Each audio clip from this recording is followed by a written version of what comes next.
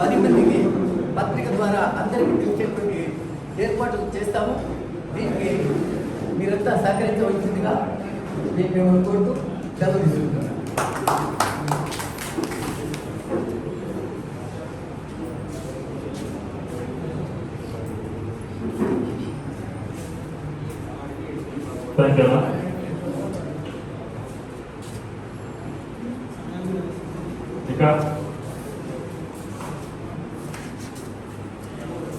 రాకేష్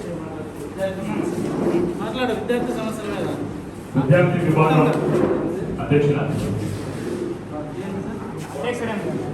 విద్యార్థి విభాగం నుండి మీరు విద్యార్థుల సమస్యలు ఇక్కడ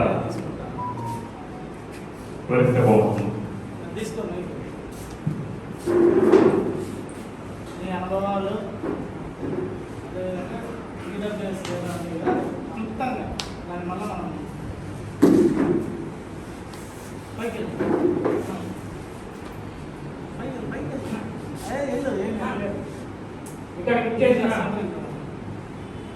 ఇక్కడికి ఇచ్చేసిన అందరికీ వారందరికీ పేరు పేరున హృదయపూర్వక నమస్కారాలు తెలియజేసుకుంటున్నాను. అలాగే రాష్ట్ర అధ్యక్షులుగా మరొకసారి బాధ్యతలు తీసుకుంటున్నటువంటి మన కర్నూలు నరేష్ కుమార్ రెడ్డి అన్న గారికి మరియు మిగిలిన విభాగాల్లో బాధ్యతలు స్వీకరించబోయే వారికి నా హృదయపూర్వకంగా శుభాకాంక్షలు తెలియజేసుకుంటున్నాను. ముఖ్యంగా మన రెడ్డి విభాగంలో పేద రెడ్డి కుటుంబాల్లో ముఖ్యంగా విద్యార్థి లోపం అనేది చాలా నష్టపోతా ఉంది. దీంతో మన రాష్ట్ర ప్రభుత్వం కావచ్చు, కేంద్ర ప్రభుత్వం కావచ్చు. కేంద్ర ప్రభుత్వం ఇంతకుముందు 2019లో EWS అనగా ఎకనామికలీ వీకర్ సెక్షన్ అనే ఒక రిజర్వేషన్ ని పార్లమెంట్ లో రూపొందించి తీసుకొచ్చారు.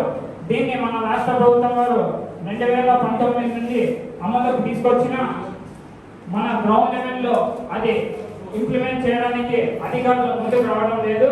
నేను ఒకరోజు నా కుటుంబంలోని నా సొంత సోదరుడికి EWS రిజర్వేషన్ జీవో నంబర్ 66, 67 మరియు జీవో నంబర్ 72ని ప్రభుత్వం వారు విడుదల చేశారు. అంటే రాష్ట్ర ప్రభుత్వ నిబంధనలు మరియు కేంద్ర ప్రభుత్వ నిబంధనల్ని అనుసరించి రాష్ట్ర ప్రభుత్వ విద్యా ప్రవేశాల్లో కావచ్చు లేదా ఉద్యోగ అవకాశాల్లో కావచ్చు కేవలం 8 లక్షల ఆదాయ పరిమితిగా మాత్రమే పొందుపరిచి మిగిలిన వాటిని సడలింపు చేసి జీవో జారీ చేసినప్పటికీ మన రాష్ట్రంలో ఉన్న ప్రతి జిల్లా కేంద్రం కావచ్చు లేదంటే మండల రెవెన్యూ అధికారులు కావచ్చు చాలా ఇబ్బందులు గురి చేస్తున్నారని అనే ఉద్దేశం అనేది జరిగింది. రాష్ట్ర వ్యాప్తంగా ఇది ఇప్పటికే ఉన్నది.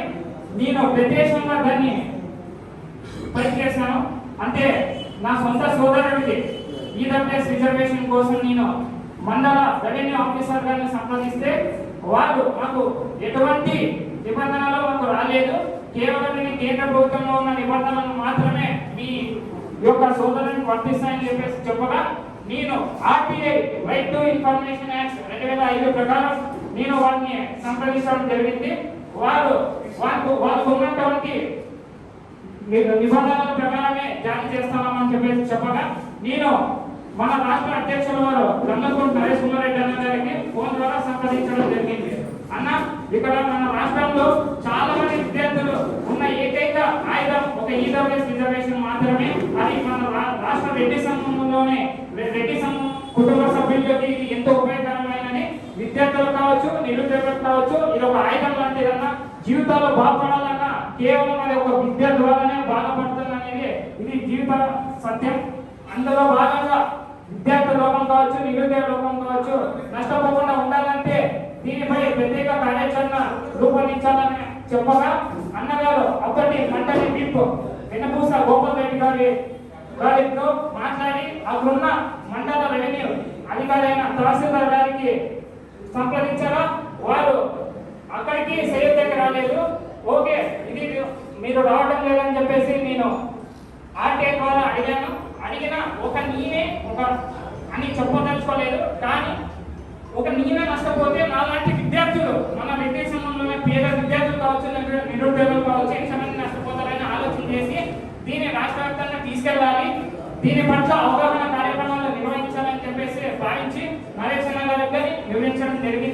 దీనిపై ఇప్పుడున్న జీవో నంబర్ 66, 67 ప్రకారం ఇప్పుడు తెలంగాణ రాష్ట్రం పక్క రాష్ట్రంలో కావచ్చు, అక్కడ వారి ప్రభుత్వం ఎలా చేసిందంటే పర్పస్ స్టేట్ కా సెంట్రల్ కా అని చెప్పేసి ఒక మాడిఫికేషన్స్ అనేది ఒక చేంజ్ అనేది తీసుకొని వచ్చి అక్కడ విద్యార్థులు కావచ్చు, నిరుద్యోగులు కావచ్చు నష్టపోకుండా ఉండడానికి ప్రత్యేక అప్లికేషన్ అనేది తీసుకోవడం జరిగింది. ఎక్కడ తెలంగాణ రాష్ట్ర ప్రభుత్వం వారు. అది మన రాష్ట్రంలో ఎందుకు లేదని చెప్పేసి నేను ఆలోచించాక మన రాష్ట్రంలో ప్రభుత్వం నుంచి సరైన స్టాండర్డ్ ఆపరేషన్ ప్రోగ్రామ్ SOP చేయకపోవడం వల్ల అధికారులు చాలా ఇబ్బందులు గురి చేస్తున్నారని ప్రతి చోట వస్తుంది. దీన్ని దృష్టిలో పెట్టుకొని రాబోయే కాలంలో నరేష్ కుమార్ రెడ్డి అన్న గారి ఆధ్వర్యంలో ప్రభుత్వ దృష్టిగా తీసుకోవడం జరుగుతుంది. తెలంగాణలో ఏదైతే ఉందో వాళ్ళ హక్కుల్ని వాళ్ళకి మన రెడ్డి కుటుంబ సభ్యుల హక్కుల్ని కాలం చేయకుండా వాళ్ళ హక్కుల్ని వాళ్ళకి కేటాయిస్తూ ఈడబ్ల్యూఎస్ రిజర్వేషన్ లో విద్యార్థులు కావచ్చు లేదా నిరుద్యోగులు కావచ్చు నేను చేసే విధంగా అక్కడ సపరేట్ గా సెంట్రల్ ఒకటి స్టేట్ ఒకటి అప్లికేషన్స్ వాళ్ళు రిలీజ్ చేశారు. అదే విధంగా ఇక్కడ కానీ మన ఆంధ్రప్రదేశ్ రాష్ట్రంలో కానీ మన ఆంధ్రప్రదేశ్ రాష్ట్ర ప్రభుత్వం వారు కూడా దీనిపై ఆలోచన చేసి ఖచ్చితంగా స్టేట్ కి సెంట్రల్ కి ఏదైతే గైడ్ లైన్స్ వాళ్ళు విడుదల చేశారో సవరించిన దాని ప్రకారం అమలు చేయాలని చెప్పేసి ఫ్యూచర్ లో కూడా దీనిపైన ఈ డిమాండ్ పైన పోరాటం చేయడానికి నేను సిద్ధంగా ఉన్నానని చెప్పి నరేష్ కుమార్ రెడ్డి ఆధ్వర్యంలో ఖచ్చితంగా దీన్ని సాధించే వరకు నా ప్రయత్నం వదలని. ఎందుకంటే ఒక విద్యార్థిగా నేను ఎంత నష్టపోయానో ఇక మీద నా తోటి విద్యార్థులు అంటే విద్యార్థి విభాగంలోనే రెడ్డి కుటుంబ సభ్యుల్లోనే విద్యార్థులు కావచ్చు, నిరుద్యోగులు కావచ్చు నష్టపోకూడదు. ఏ ఒక్కరు నష్టపోయినా మనం నష్టపోయినట్టే అని భావించి ప్రతి ఒక్కరికి రాష్ట్రంలో ఉన్న విద్యార్థులు కావచ్చు, నిరుద్యోగులు కావచ్చు నేను ఈ సభాముఖంగా ఒకటే చెప్తాను, ఖచ్చితంగా నేను నష్టపోయినానని చెప్పి బాధపడటం లేదు.